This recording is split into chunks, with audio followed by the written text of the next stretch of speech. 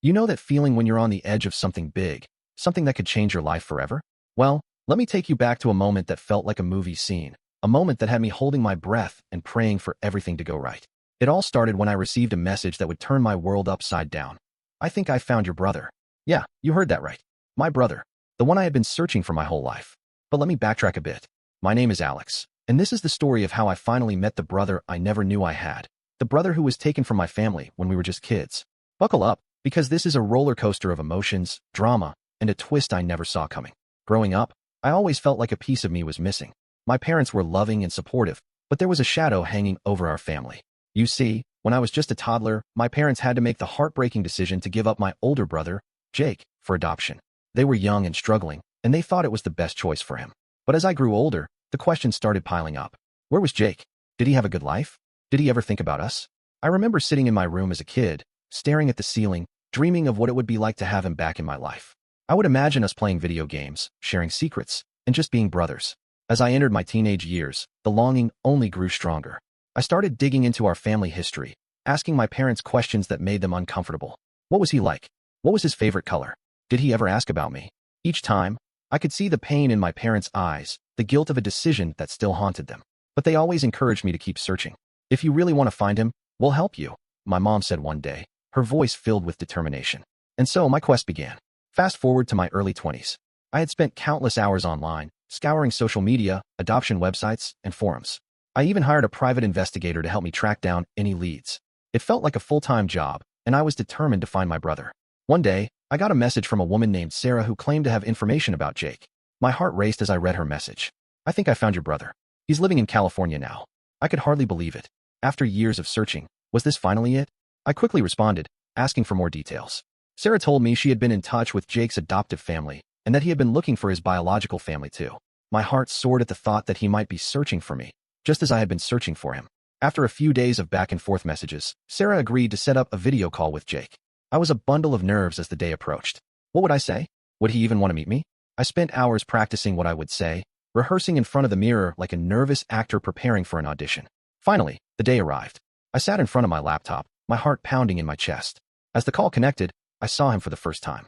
Jake looked just like I imagined he would. Tall, with dark hair and an easy smile. But there was something else in his eyes, a mix of curiosity and uncertainty. Hey, I said, trying to keep my voice steady. Hey, he replied, his smile fading slightly. We spent the next hour talking, catching up on each other's lives, sharing stories of our childhood, and laughing nervously. It felt surreal, like we were two characters in a movie finally meeting after a long separation. But I could sense the underlying tension, the weight of everything left unsaid hanging between us.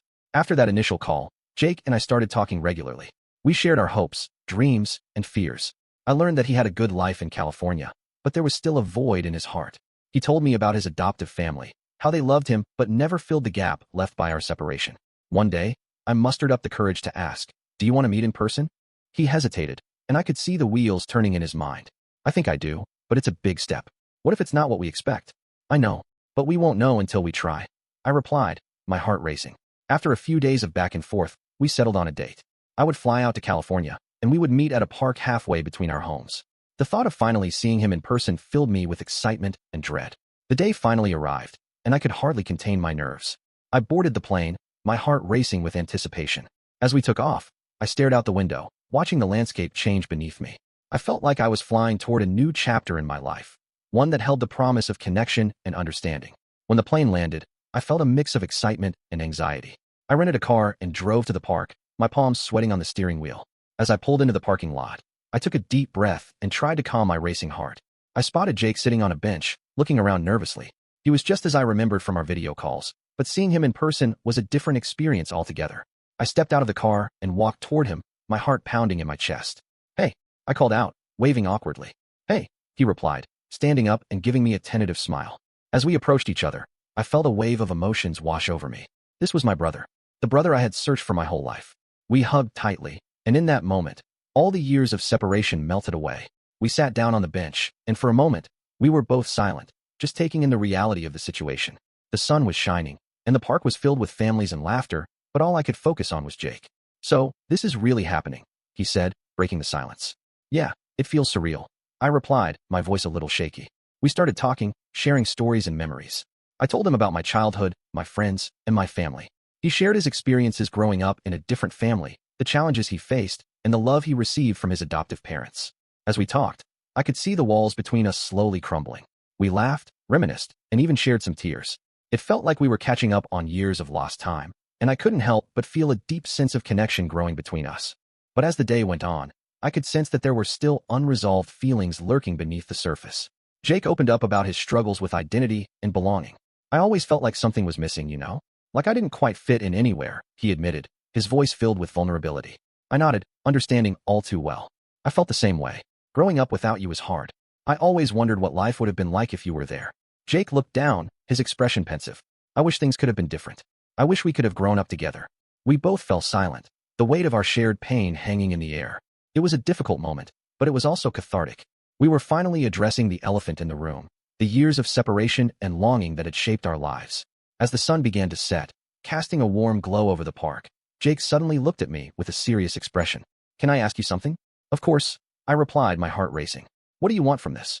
From us? His question caught me off guard. I had been so focused on the joy of finding him that I hadn't really thought about what came next. I guess I want to build a relationship. I want to know you, to be part of your life, and for you to be part of mine, I said, my voice steady.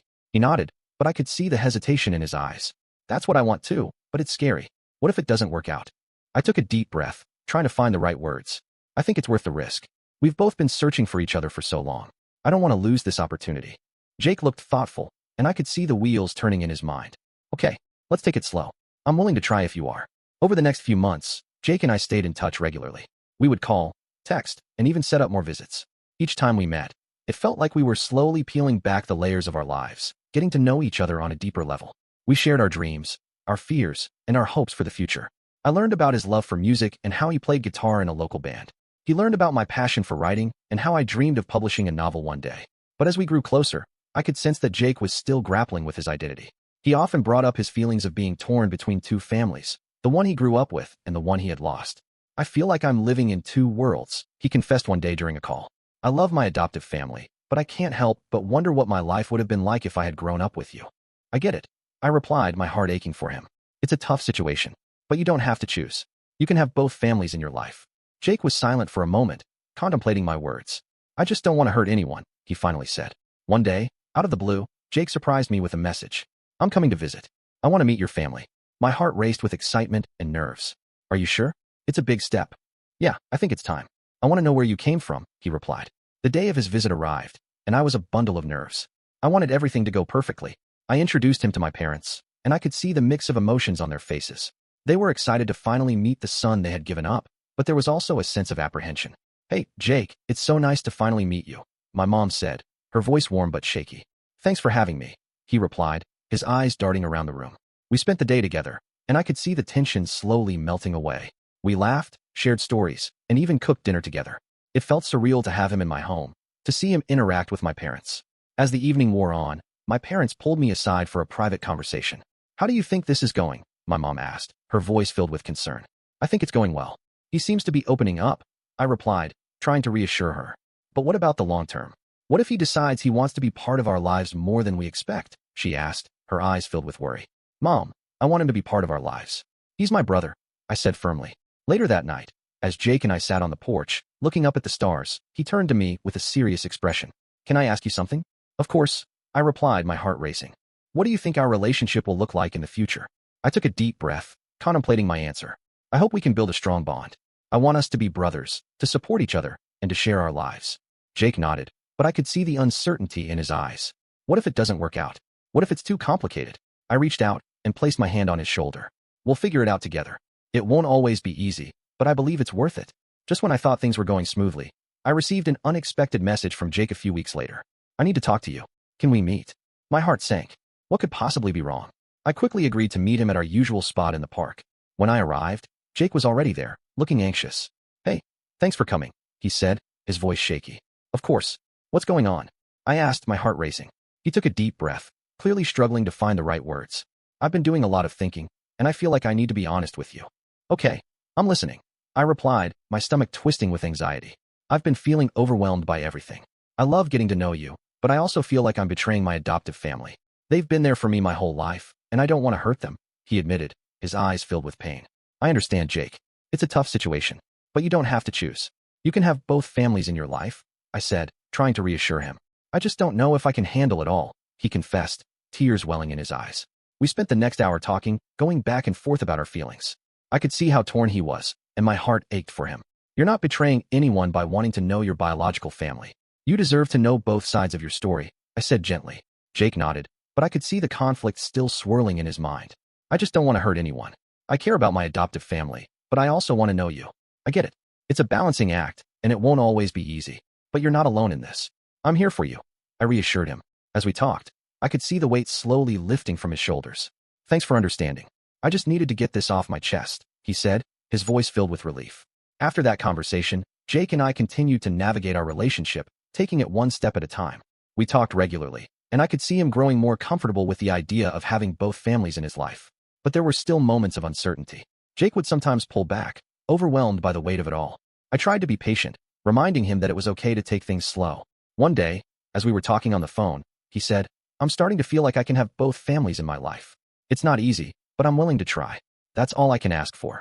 I replied, my heart swelling with pride. Just when I thought we were finally finding our rhythm, I received another unexpected message from Jake. I need to talk to you again. Can we meet? My heart raced with anxiety as I agreed to meet him. When we sat down together, I could see the seriousness in his eyes. What's going on? I asked, my stomach churning. I've been thinking a lot about my adoptive family, and I realized I need to talk to them about you, he said, his voice steady. I felt a wave of relief wash over me.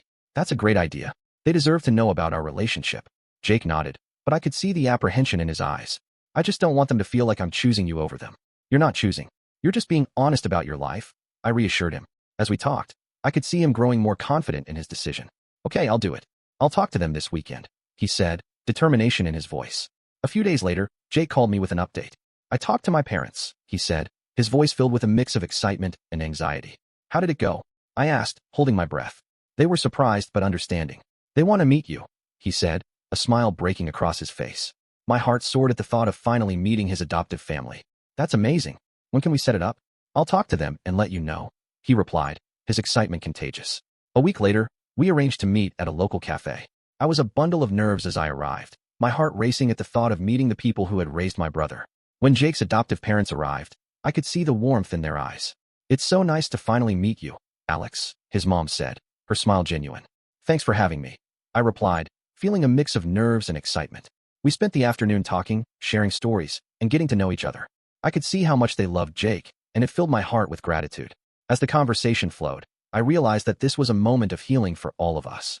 We were no longer just separate pieces of a puzzle. We were coming together to create something beautiful. Over the next few months, Jake and I continued to build our relationship, and I became closer to his adoptive family as well.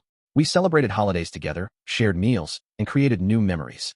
It felt surreal to have both families in my life, and I couldn't help but feel grateful for the journey that had brought us together.